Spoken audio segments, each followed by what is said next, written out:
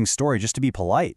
How much sheer energy does it take to fake a smile, force a laugh at a terrible joke, or pretend to care about pointless workplace drama when all you want to do is go home? Most casual interactions force us to wear a mask, and keeping that mask up demands a massive, massive amount of brain energy. Subconsciously, your brain is always doing the math on this. And look at this energy burn. If you're a picky investor with your mental energy, you figure out pretty quickly that faking your way through casual interactions can burn an entirely unsustainable 60% of your daily battery. The return on investment is just garbage. So what do?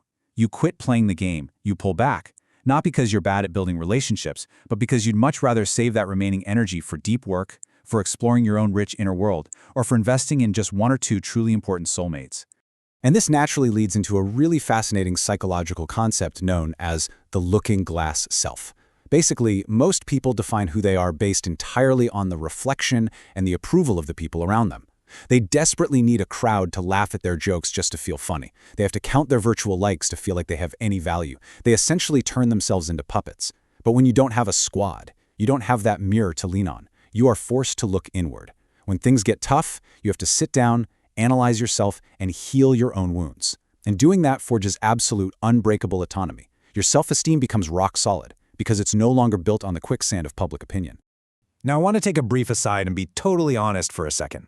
We definitely shouldn't over-romanticize every single aspect of this. For some people, being alone isn't a deep life philosophy, it's a defensive shield. Maybe you were heavily bullied, or maybe someone you completely trusted betrayed you, and your brain very logically installed a new formula that just says, humans equal pain. If you're someone who uses solitude defensively because of past trauma, I just want to gently remind you you are a survivor. Your brain is doing exactly what biology programmed it to do, protect you. Just please make sure your solitude remains a place to rest and heal and doesn't slowly turn into a fortress of fear or a prison that keeps you locked away. All right, moving to section 3. And this brilliantly illustrates our next concept, the empathy sponge paradox. So, society loves to judge people who go it alone as cold, arrogant, or just completely unfeeling. But nature actually has a pretty ironic plot twist for us here.